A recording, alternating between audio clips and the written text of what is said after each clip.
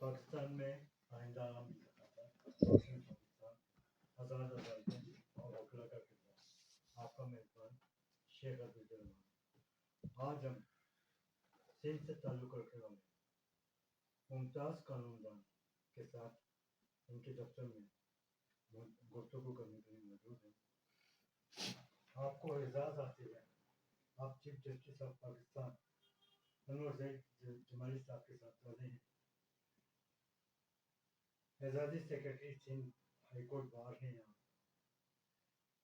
آپ کے دادا والد محترم والدہ محترمہ اور خاندان کے اہم شخصیات عدالتوں میں اعلیٰ عہدوں پر فائز ہیں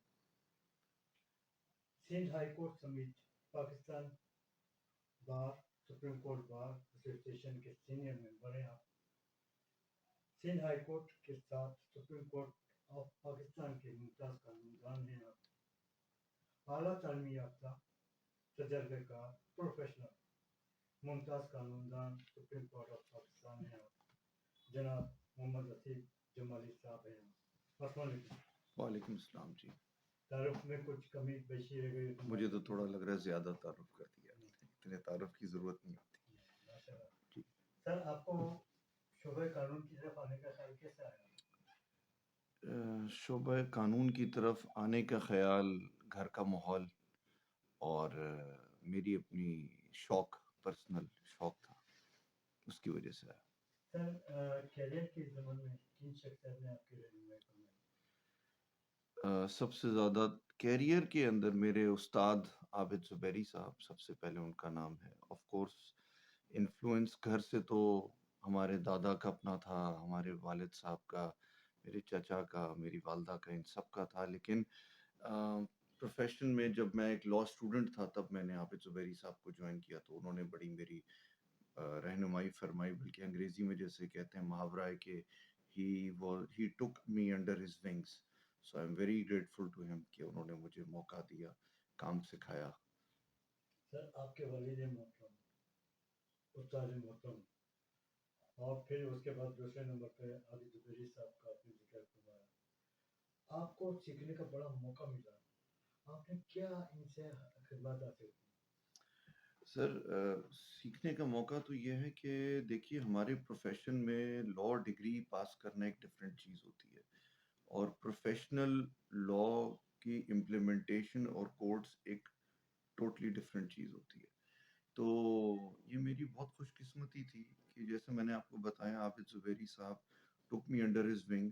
انہوں نے جونیئر سے زیادہ ہمیں اپنے فیملی ممبرس کی طرح ٹریٹ کیا اور خوب محنت کروائی اور ہم نے انہیں خوب محنت کرتے ہوئے دیکھا. تو اس سے بڑی لرننگ ہوئی اور اس سے بڑا سیکھنے کا موقع ملا.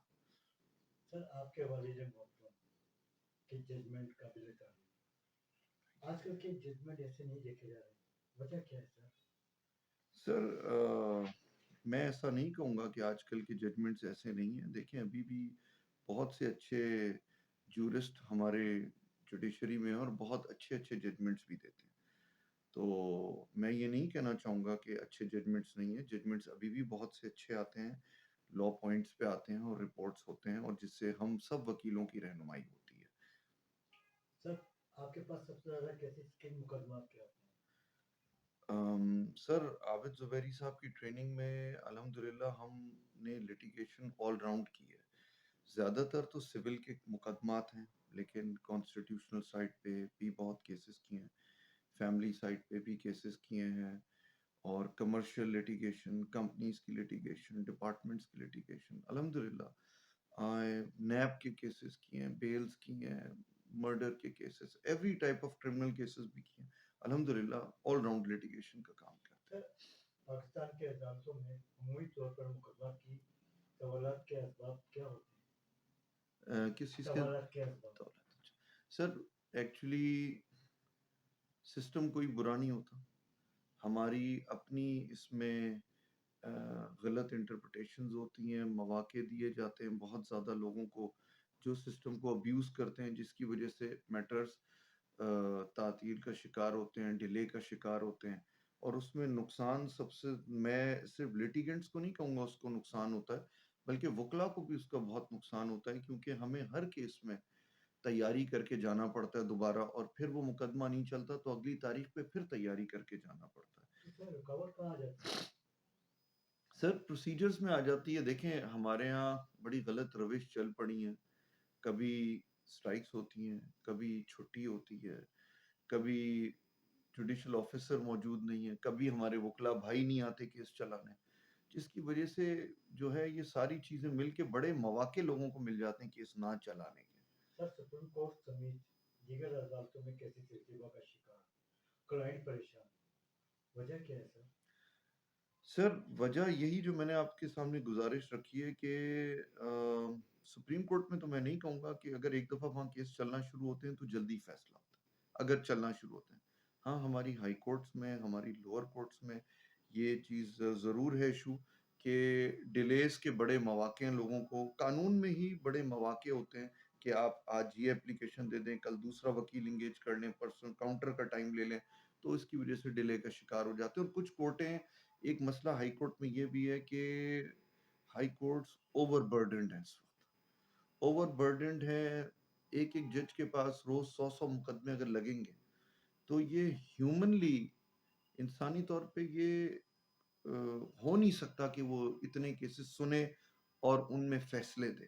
سو we are expecting super human work from ججز، اینڈ ان کے اوپر اس چیز کا بڑا پریشر ہوتا ہے۔ تو یہ بھی ایک بہت بڑا مسئلہ ہے کہ لٹیگیشن کی جو پینڈنسی ہے وہ بہت بڑا مسئلہ سر پاکستان میں قانون موجود ہے، 1973 کا آئین موجود ہے، عمل درآمد میں یہ رکاوٹ کہاں ہے سر؟ ہے۔ رکاوٹ سر ہمارے، دیکھیے رکاوٹ تو کہیں پہ نہیں ہے اصولاً تو، لیکن عمل درآمد دیکھیں ہوتا بھی ہے اور کبھی کبھی مصلحتوں کا شکار بھی ہوتا ہے ہمارے ملک میں۔